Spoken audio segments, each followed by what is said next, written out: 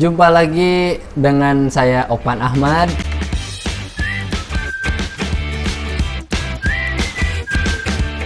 Pada tayangan ini saya akan membahas mengenai refleksi terhadap garis dengan persamaan Y sama dengan MX ditambah C secara umum. Dan ini merupakan video lanjutan dari video sebelumnya yang membahas materi yang sama. Hanya pada video kali ini saya akan bahas lagi, akan bongkar lagi mengenai rumusnya yang kalau pada video sebelumnya saya masih melibatkan trigonometri. Nah, pada tayangan ini kita bongkar lagi rumusnya sehingga dalam menyelesaikannya kita tidak perlu lagi menggunakan trigonometri, yaitu untuk fungsi trigonometri tangen ya. Nah, karena tidak selamanya gradien garis singgung ini merupakan nilai dari tangen sudut istimewa. Oleh karena itu, pada tayangan ini kita turunkan rumus yang sebelumnya pernah kita munculkan, pernah kita bahas, sehingga pada rumus yang akan kita bahas ini rumusnya itu langsung menggunakan gradien tanpa perlu lagi menggunakan trigonometri ya. Ya, kita lihat lagi pada pembahasan sebelumnya, refleksi terhadap garis dengan persamaan Y sama dengan MX ditambah C. Nah, itu bayangannya itu diperoleh dengan cara perkalian matriks transformasi, di mana matriks transformasinya sendiri adalah cos 2 theta sin 2 theta sin 2 theta negatif cos 2 theta dikali lagi dengan X Y min C, di mana XY nya adalah titik yang dicerminkan dan C nya sendiri adalah konstanta pada persamaan garis Y sama dengan MX ditambah C, ditambah lagi dengan 0C. Nah, sebelumnya rumus inilah yang saya sampaikan, tetapi kelemahan dari rumus ini ketika gradiennya bukan merupakan nilai dari tangen sudut istimewa, kita nggak bisa menggunakan rumus ini dengan mudah. Bisa sih, tapi nggak mudah gitu ya. Alasannya seperti itu. Oleh karena itu, kita coba uraikan lagi rumusnya sehingga cukup dalam menyelesaikannya itu kita cukup menggunakan gradiennya saja atau nilai koefisien X. Pada kasus ini adalah M ya, dimana M sendiri adalah tangen theta. Nah, ingat tangen adalah depan per samping, berarti sebenarnya tangen theta ini bisa juga kita tuliskan menjadi M per 1, di mana M nya adalah panjang dari sisi depan, sementara satunya adalah panjang dari sisi samping. Nah, jika kita gambarkan pada segitiga siku-siku, tangen theta M per 1 ini gambarnya adalah seperti ini ya. Jadi segitiga siku-siku, di mana segitiga siku-sikunya ini sisi depannya panjangnya M, sementara sisi sampingnya panjangnya 1. Dan dari Pythagoras, dari teorema Pythagoras, kita bisa memperoleh nilai untuk hipotenusanya, yaitu akar dari 1 ditambah M pangkat 2. Nah, dari sini coba kita uraikan, dari segitiga siku-siku ini kita uraikan bagaimana sinus 2 tetanya dan bagaimana kosinus 2 tetanya, sehingga hasil dari ini bisa kita bisa kita jadikan pengganti untuk matriks transformasinya yang masih memuat fungsi trigonometri. Nah, ini di sini sinus 2 theta rumusnya sendiri adalah 2 dikali sin theta cos theta. Nah, di mana sin tetanya sendiri dari segitiga siku-siku di atas itu adalah depan per miring, di mana depannya adalah M dan miringnya adalah akar dari 1 ditambah M pangkat 2 dikali kosinus theta. Kosinus theta samping per miring kan, dimana di sini sampingnya adalah 1 per miringnya akar 1 ditambah M pangkat 2, yang kalau kita lanjutkan ini hasil perkaliannya adalah 2 per 1 ditambah M pangkat 2, dapat sin 2 theta. Sementara untuk cos 2 theta berarti di sini cos 2 theta itu kan rumusnya cos pangkat 2 theta dikurang sin pangkat 2 theta, atau cos kuadrat theta dikurang sin kuadrat theta. Nah, sama kita ganti kosinus dan sinusnya berdasarkan sisi-sisi pada segitiga sebelumnya, sehingga di sini untuk cos berarti kan 1 per akar 1 ditambah M pangkat 2 dikuadratkan lagi dikurangi dengan M per akar 1 ditambah M pangkat 2 dikuadratkan lagi, dan akan kita peroleh untuk yang suku pertama ini menjadi 1 pangkat 2 tetap 1, akar dipangkatkan tinggal 1 ditambah M pangkat 2 nya aja dikurangi, yang ini berarti pembilangnya menjadi M pangkat 2, penyebutnya menjadi 1 ditambah M pangkat 2. Penyebutnya sudah sama-sama 1 ditambah M pangkat 2, sehingga ini bisa kita sederhanakan menjadi pecahan di mana pembilangnya adalah 1 dikurangi M pangkat 2, penyebutnya 1 ditambah M pangkat 2. Nah, dari sini, dari hasil penguraian sin 2 theta cos 2 theta bisa kita gunakan untuk menggantikan fungsi trigonometri yang terdapat pada matriks transformasi. Berarti kalau kita tuliskan di sini X aksen Y aksen, sekarang akan menjadi matriks transformasinya sendiri. Untuk kosinus 1 dikurang M pangkat 2 dibagi 1 ditambah M pangkat 2. Nah, ini terlalu besar space-nya, saya kecilin lagi. 1 dikurang M pangkat 2 dibagi dengan 1 ditambah M pangkat 2. Sementara di sini sinus, oh mohon maaf ya, ada yang terlewat. 2 dikali pembilang ya, ini 2 kali M kali 1, ini bukan 2 melainkan 2M. 1 dikurang M pangkat 2 dibagi 1 ditambah M pangkat 2 tadi untuk kosinus 2 theta. Untuk sinus 2 tetanya berarti kita tuliskan 2M.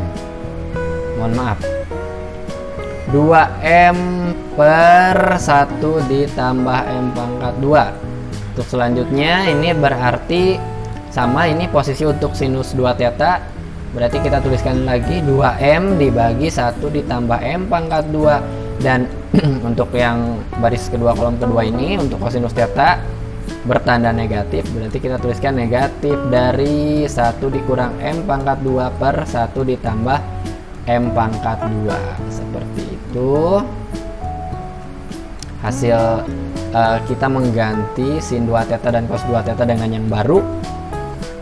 Nah, kemudian di sini tetap sama ya, kita tetap tuliskan X Y kurang C ditambah 0C. Nah, tapi ini masih agak sedikit rumit kalau kita perhatikan, dan untuk bisa mengingat rumus ini agak masih kompleks ya. Kita bisa lagi menyederhanakan bentuk rumus ini menjadi seperti berikut ini nih. X aksen ya, aksennya bisa kita tuliskan.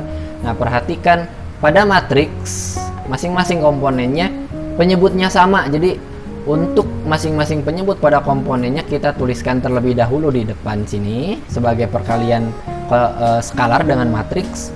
1 dibagi 1 ditambah M pangkat 2. Nah, kita tuliskan dulu sebagai pengali skalar ya. Kemudian untuk komponen-komponennya sendiri kita cukup menuliskan pembilangnya. Berarti di sini 1 dikurang M pangkat 2. Di sini 2M, yang ini juga 2M, yang ini negatif 1 dikurang M pangkat 2. Negatif 1 berarti negatif 1, negatif kali negatif positif, sehingga untuk komponen yang baris 2 kolom 2 ini bisa kita tuliskan menjadi M pangkat 2 kurang 1. Yang bagian kanannya tetap seperti ini ya. Ditambah 0C. Nah, ini yang terakhir ini adalah rumus refleksi. Rumus refleksi dengan cerminnya yang merupakan persamaan garis Y sama dengan MX ditambah C, tanpa perlu kita repot-repot menentukan sudutnya, sehingga bisa kita langsung gunakan dalam penyelesaian soal. Kayak kita lihat contoh soalnya, misalkan saya punya sebuah titik A, di mana titik A-nya ini adalah 10,5. Oh, mohon maaf, 10,6 ya. Dicerminkan terhadap garis dengan persamaan Y sama dengan 2X ditambah 1. Nah, bagaimana bayangannya? Nah, berdasarkan rumus yang barusan kita peroleh, berarti X aksen Y aksennya ini, X aksen Y aksennya 1 dibagi, ini aksennya, nah 1 dibagi 1 ditambah M kuadrat dari Y sama dengan 2X tambah 1. Jelas terlihat bahwa M nya sendiri gradiennya adalah 2, berarti kita bisa tuliskan di sini 1 ditambah M nya tadi 2 ya, 2 pangkat 2, kemudian dilanjutkan dengan 1 dikurang M pangkat 2, berarti 1 dikurang 2 pangkat 2 adalah 4, 1 dikurang 4, lanjut lagi dengan 2M, 2 kali 2 berarti 4 juga ya, di sini juga sama 4, kemudian ada M pangkat 2 dikurang 1, berarti M nya tadi 2, 2 pangkat 2 dikurang 1, 4 dikurang 1, dan dilanjutkan dengan titik XY ini titik asal, berarti X nya itu adalah 10, sementara Y nya sendiri adalah 6, 6 nya dikurang 1, 1 ini merupakan konstanta dari Y sama dengan 2X tambah 1. Kalau pada rumus umum di atas dituliskan sebagai C ya, ditambah lagi dengan 01. Nah, sehingga ini untuk selanjutnya akan kita peroleh 1/5 dikali dengan, sekarang kita matriksnya kita operasikan, ini kan negatif 3 ya, negatif 3 4 4 3 dikali dengan 10/5 ditambah dengan 01. Nah, apa yang terjadi berikutnya kita perhatikan ya, di sini 01. Yang berikutnya ini berarti akan menjadi 1/5, matriksnya kita kalikan, negatif 30 ditambah 20, negatif 30 tambah 20 adalah negatif 10 saudara-saudara. Nah, kemudian ini 40 ditambah 15 berarti 55, tambah lagi dengan 01, dan 1/5 dikali matriks berarti masing-masing komponen dibagi dengan 5, negatif 10 dibagi 5 itu adalah negatif 2, sementara 55 dibagi 5 adalah 11. Dan matriks ini kita masih perlu jumlahkan,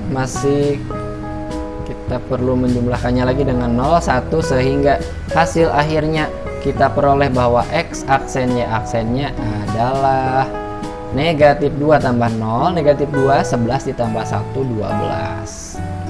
Bisa disimpulkan bahwa dari sini bayangannya yang kita nyatakan dengan A aksen adalah titik dengan koordinat negatif 2,12. Nah, seperti itu ya. Jadi di sini bisa kita isi dengan koordinatnya yaitu negatif 2,12. Nah, itu dia bagaimana kita memperoleh bayangan dari sebuah titik yang dicerminkan terhadap garis dengan persamaan Y sama dengan MX ditambah C hanya dengan memperoleh gradien serta konstantanya saja tanpa perlu repot-repot menggunakan fungsi trigonometri. Tapi ya tanpa rumus ini pun sebenarnya bisa ya, ketika misalkan ada sebuah permasalahan ya kita nyatakan aja nilai tangannya pada segitiga siku-siku, sehingga dari sana kita bisa langsung memperoleh nilai dari sin 2 theta dan cos 2 tetanya, kita substitusikan ke matriks transformasinya dan kita bisa menyelesaikannya dengan lebih mudah lagi, dan ini bisa digunakan ketika kita lupa rumus yang ini. Oke? Dan semoga tayangan ini dapat membantu kamu memahami konsep refleksi terhadap garis dengan persamaan Y sama dengan MX ditambah C.